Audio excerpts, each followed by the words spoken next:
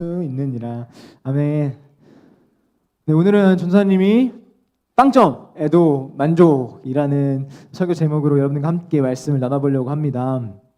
네, 사람들은 누구든지 이 만족하다, 이 만족이라는 것을 경험할 때 이 행복을 느끼고 기쁨을 느끼고 평안을 느낍니다. 그래서 이번 시험 성적 만족스러워, 이번 친구들과 함께 노는 거 만족스러워, 이번 수련회 만족스러워 라는 얘기가 있듯이 이렇게 만족함을 원해요. 그러면 여러분들에게 질문을 드릴게요. 이번 시험은 좀 만족스럽나요? 아니면 불만족스럽나요? 네, 그래요. 좋아요. 그래서 제가 전사님이 이렇게 여러분들에게 시험이 끝나고 괜찮아?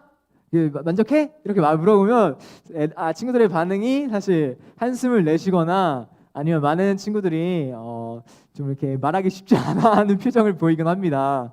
그래요. 그렇다면 공부를 잘하는 사람들은 이렇게 자신의 성적에 만족을 할까요? 전도사님이 좀 학창 시절에 짜증났던 사람들이 있어요. 어떤 사람들이었냐면 시험 성적이 나오면 우는 애들이 있었습니다. 그래서 우는 애들이 있으면 또 착한 전도사님은 또 이렇게 선한 척하는 전도사님은 이렇게 시험대 가가지고 괜찮아? 이렇게 물어봅니다. 그러면 그 친구의 답변이 나 하나 틀렸어. 이렇게 말을 하고 합니다. 그러면 전도사님은 좀 10개 틀려서 다행이다 하고 있는데 옆에서 하나 틀렸어 하고 울고 있으니까 갑자기 위로하고 싶은 마음보다는 짜증나는 마음들이 더 들곤 합니다. 이렇듯 공부를 잘하는 사람이나 못하는 사람이나 다 자신의 성적에 만족하는 경우는 사실 극히 드물어요. 그러면 우리가 시험을 볼 때마다 수능 100점, 수능 만점, 계속 만점을 받으면 우리는 만족할 수 있을까요? 사실 그럴 수는 없습니다. 왜냐하면 먼저는 우리가 전교 1등을 한다고 할지언정 수능에서 미끄러질 수도 있고 수능에서 잘 본다고 할지언정 좋은 대학교에 못 갈 수도 있고 대학교를 잘 나왔다고 할지언정 좋은 직장에 취직하지 못할 수도 있어요. 그러니까 전도서 7장 10절에는 이렇게 나와 있는데요. 형통한 날에는 기뻐하고 공고한 날에는 되돌아보아라. 이 두 가지를 하나님이 병행하게 하사 사람이 그의 장래일을 능히 헤아려 알지 못하게 하셨느니라. 그러니까 하나님께서 우리 가운데 형통하게도 하시며 곤고하게도 하신다는 거예요. 그러니까 먼저는 우리가 계속 형통할 수가 없다는 거예요. 하나님께서 우리 사람에게 형통할 때도 주시고 곤고할 때도 주시며 우리의 미래를 알 수 없게끔 하셨다는 거예요. 그렇기 때문에 우리는 전교 1등으로 계속 만족할 수 없습니다. 왜냐하면 계속 1등할 수 없기 때문이에요. 그리고 두 번째, 만약에 그렇다면 우리가 계속해서 전교 1등을 하고 만약에 그럴 수 있겠죠. 없을 수도 있지만 전교 1등을 하고 좋은 직장을 들어가고 또 많은 돈을 벌면 계속 형통하면 우리는 만족이라는 것을 할 수 있을까요? 하지만 우리는 만족할 수 없습니다. 왜냐하면 사람은 욕심이라는 것이 끝이 없어요. 그래서 인간의 욕심은 끝이 없고 같은 실수를 반복한다라는 말이 있듯이 많은 돈을 벌면 더 벌고 싶고 더 하고 싶고 공부를 잘하면 더 좋은 고등학교에 가고 싶고 계속해서 끝이 없는 욕심으로 달려가는 것이 우리 인간들이기 때문에 만족할 수 없다는 거예요. 전사님 친구 중에 이게 저한테 계속 비트코인에 대한 얘기를 하는 사람들이 있습니다. 비트코인을 시작했다. 비트코인 지금 왜 안 하냐? 나는 이렇게 돈을 많이 벌었어 라고 하면서 전도사님을 좀 유혹하기 시작했어요. 근데 귀가 얇은 전도사님은 이렇게 넘어갈 뻔했는데 잘 넘어가지 않았습니다. 그래서 비트코인 시작하라고 자기는 이렇게 벌었다며 그 친구가 더 많이 비트코인에다 투자하기 시작했어요. 분명히 꽤 많은 돈을 벌었음에도 불구하고 더 많이 투자했어요. 그런데 비트코인 지금 어떻게 됐죠? 사실 지금 많이 망했습니다. 그래서 그 친구가 더 이상은 제 앞에서 비트코인의 빗자도 꺼내지 않습니다. 그 정도로 이렇게 사람들은 만족할 수 없다는 거예요. 사람들은 이렇게 만족하는 존재들이 아니라는 겁니다. 그럼 결론이 무엇이냐? 이 만족함이 없다는 거예요. 우리는 잘 될 수도 있고 못 될 수도 있고 형통할 수도 있고 형통치 않을 수도 있기 때문에 만족할 수 없고 두 번째는 아무리 우리가 형통한다고 할지언정 만족할 수 없다는 거예요. 그러니까 우리의 상황, 우리가 중요하게 생각해야 될 것은 어떤 상황에 처해져 있느냐가 아니라 어떤 상황이 오든 우리가 어떻게 대처해야 되는가가 중요한 거예요.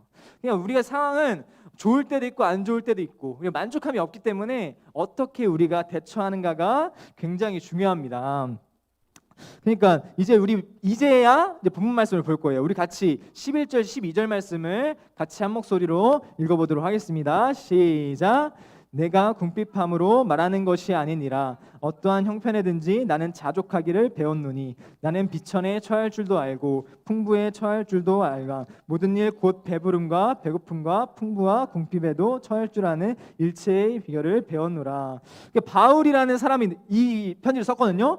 그런데 이 사람은 어떻게 궁핍에도 또 배부를 때도 배고플 때도 만족했다는 거예요. 근데 여기서 말하는 자족이라는 말은 내가 공부를 50점 맞았으니까 다음부터는 진짜 열심히 해야겠다, 이게 아니에요. 나는 200만 원만 벌면 만족하니까 200만 원만 벌어야겠다, 이런 것이 자족이 아닙니다. 자족이라는 말은 어떤 상황에 처하든지 감사하고 행복한 마음을 바로 자족이라고 하는 거예요. 그런데 놀라운 것은 무엇이냐, 이 바울이라는 사람이 지금 어디서 이 편지를 쓰고 있냐?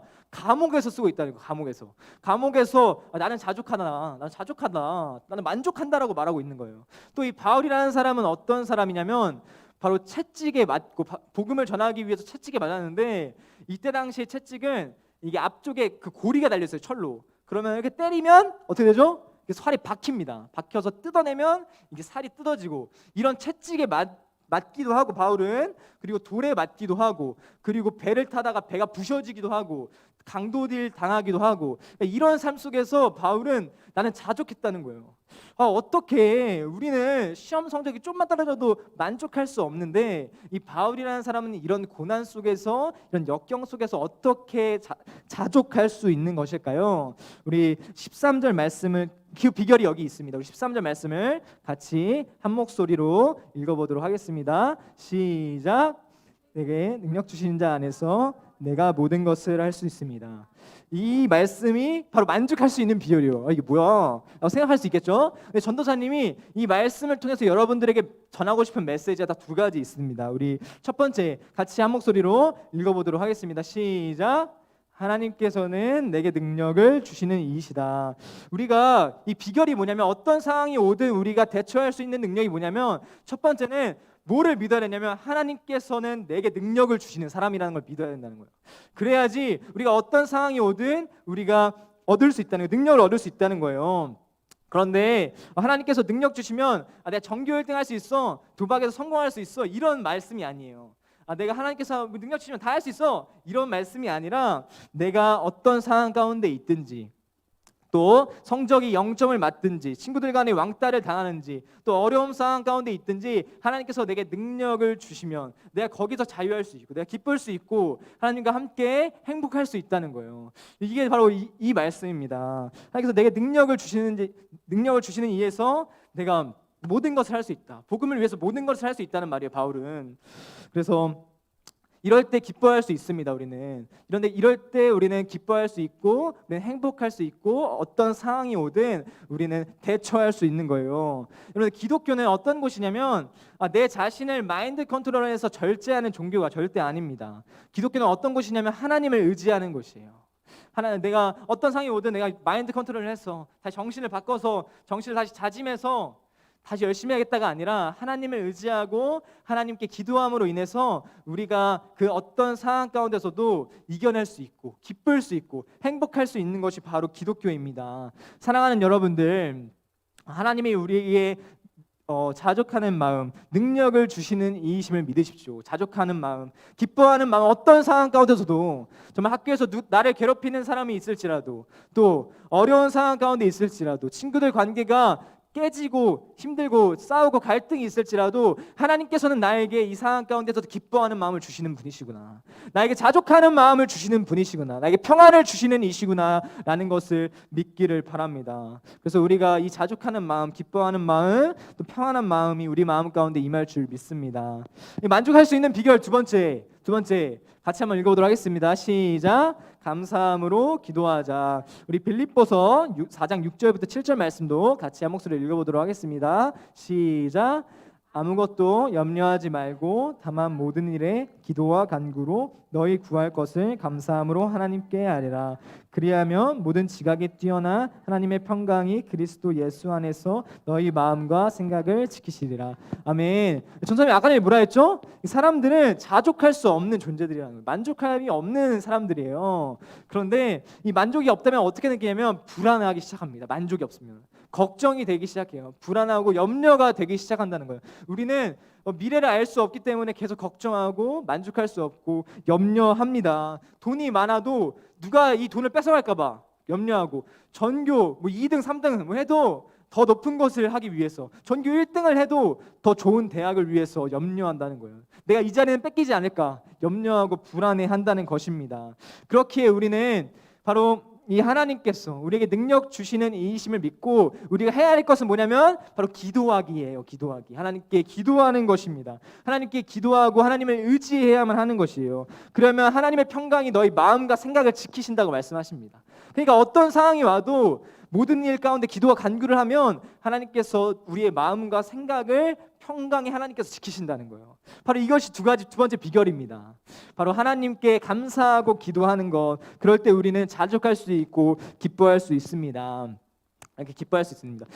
이번에 8월 6일, 7일 수련회가 있습니다. 여러분들 꼭 오셔야 돼요. 꼭 오셔야 되고 함께 하셔야만 합니다. 그래서 이 수련회를 준비하면서 전도사님이 찬양팀을 구했어요. 찬양팀을 구했는데 잘 들으세요. 찬양팀을 이렇게 구했어요.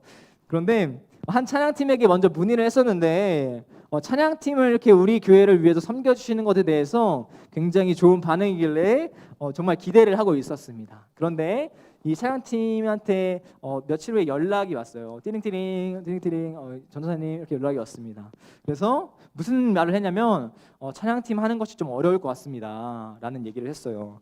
그래서 전도사님이 이 말을 듣고 연락을 듣고 어떤 마음이 들었냐면 너무 낙담스러웠어요. 사실. 왜냐하면 전도사님이 구상했던 것들이 있었거든요. 생각했던 것들이 있었는데 갑자기 안 된다고 하니까 사실 낙담스러운 마음이 너무나도 컸습니다. 그리고 걱정되는 마음이 동시에 들기 시작했어요. 그래서 전도사님이 이런 마음이 들자 갔던 곳은 바로 기도실에 가서 정말 기도를 했습니다. 기도를 하니까 하나님께서 이런 마음을 주셨어요. 하나님께 찬양팀이 없어도 하나님의 은혜가 있으면, 하나님의 은혜가 넘치면 그거는 성공한 거다. 하나님의 은혜가 있으면, 하나님의 은혜가 넘치면, 하나님의 임재하심이 있으면 하나님께서 이 수련회를 준비하겠구나, 하나님께서 하시겠구나라는 마음이 들었습니다. 그래서 전도사님이 기도를 마치고 기도실에 나올 때 마음 가운데 평안이 임했어요. 분명히 걱정과 불안과 낙심하는 마음으로 기도실에 들어갔는데 기도실에 나올 때는 전도사님이 찬양을 부르면서 나왔어요. 하나님께서 하시겠구나, 하나님께서 도와주시겠구나 라는 마음으로 나왔습니다. 그래서 이 찬양팀이 아니라 다른 찬양팀을 섭외하게 돼서 다른 찬양팀이 수련회 가운데 오게 됐습니다. 사랑하는 여러분들, 전도사님이 이 말을 하는 것은 찬양팀을 구했다는 이야기가 아니에요. 어떤 상황 가운데서든지 하나님을 의지하고 하나님께 기도할 때 하나님께서 여러분들의 마음과 생각을 어떻게 하신다고요? 지키신다고. 평강의 하나님께서 여러분들에게 평강을 주실 것이라고 하는 것입니다. 반주 주시겠어요?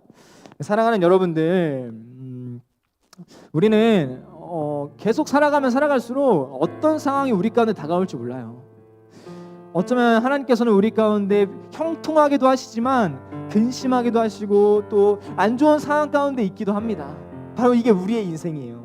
그럴 때 이 상황이 와야지 나에게 만족하는 것이 아니라 어떤 상황에도 불구하고 어떻게 대처하는가, 이것이 가장 중요한 포인트입니다.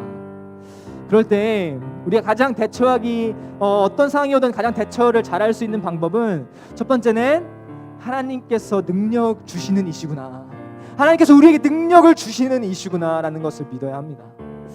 능력의 하나님, 우리를 돌보시는 하나님, 그 하나님을 믿으십시오. 두 번째는 기도하는 거예요. 기도하고 감사하는 거예요.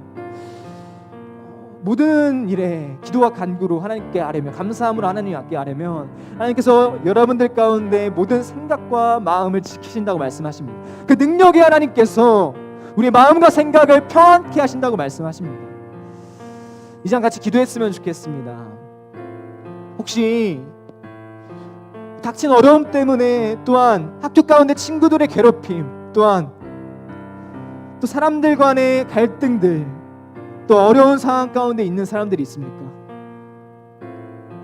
그런 상황들이 가운데 있다면, 괴로워하고 있다면, 힘들어하고 있다면 능력 주시는 이 하나님을 믿으십시오. 또한 그 능력 주시는 하나님께, 하나님 보좌 앞으로 나아가 엎드려 기도하십시오. 그럴 때 하나님께서 여러분들의 마음과 생각을 지키시며 여러분들 가운데 평안을 주실 줄 믿습니다. 이제 이럴 때 하나님 아버지, 내게 만족이 없습니다. 어떤 상황에도 만족이 없습니다. 하나님 아버지, 나에게 은혜를 더하여 주셔서 내가 하나님의 능력 주시는 이심을 믿고 기도하며 나아가오니, 주여 내게 능력 주셔서 내 마음 가운데 평안한 마음, 내 마음과 생각을 지켜 주시옵소서. 나를 도와주시며 내 어떤 상황 가운데 거하든 하나님께 나아가 기도할 수 있는 마음 허락하여 달라고, 우리 이 시간 우리 이런 기도 제목 가지고 같이 기도하며 나아갔으면 좋겠습니다.